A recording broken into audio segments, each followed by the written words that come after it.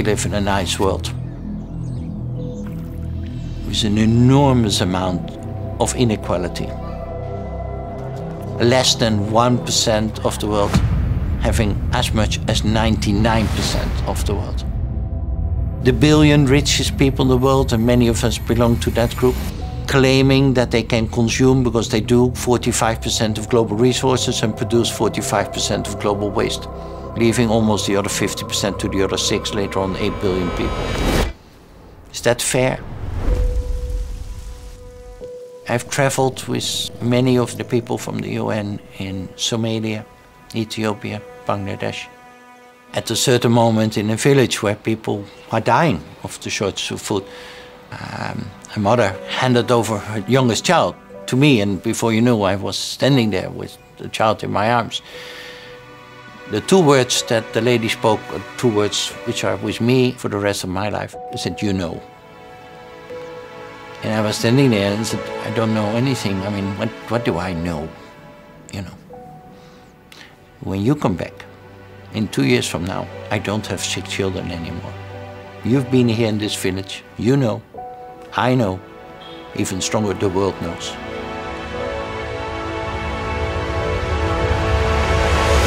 The 2 words, "you know," is so true. We know what is happening.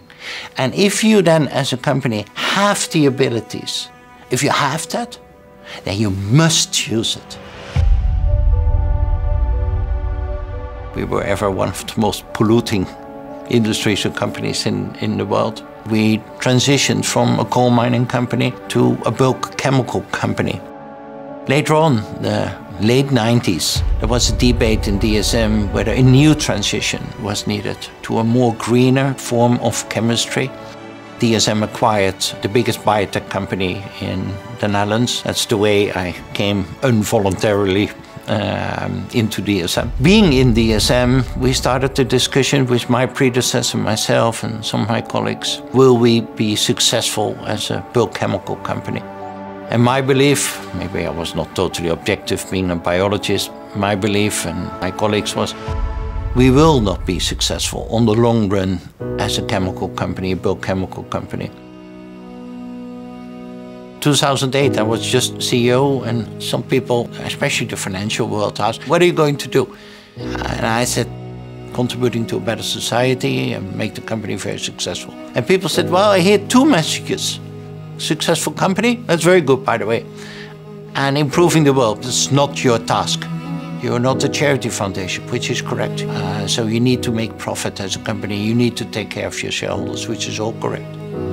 They are wrong, in my opinion, to say that it is not our responsibility to leave a better world behind. So we entered into a new transformation, but it wasn't easy. 2008, the world went into a crisis. Share prices down, profit down. Our share price dropped tremendously. We had also one time a shareholders meeting where some shareholders stood up and said, "Should we continue with all that stuff?" And I said, "Yeah, but it costs money." I said, "Yeah, but it's our responsibility." Even stronger, I think it's your responsibility also as a shareholder that our company does that. Our company owned by you, or you are invested in our company. And at a certain moment, there was a lady standing up and said, "But I think it's good what he's doing. I think this is exactly our responsibility. This is the company I want to invest in." We as a company look to ourselves. Apparently we are good now in nutrition, we are good in understanding malnutrition, we are good in addressing climate change with new energies, etc.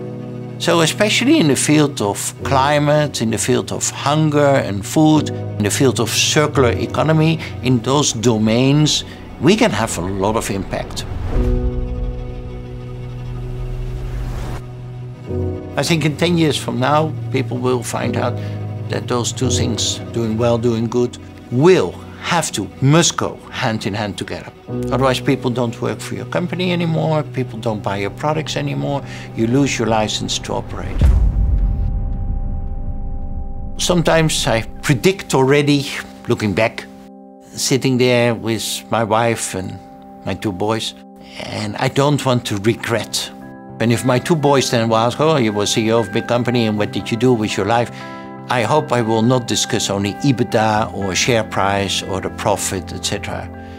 And I hope to be able to say something like, we inherited the world in a certain status from our parents. We lived well, we enjoyed it, but we also tried to deal responsibly with the world and improving it a little bit and handing it over to you that you can continue that journey and live happily here together with your children. And I realize I need to act now to be able to tell that story which I want at that moment in time. That drives me, I think.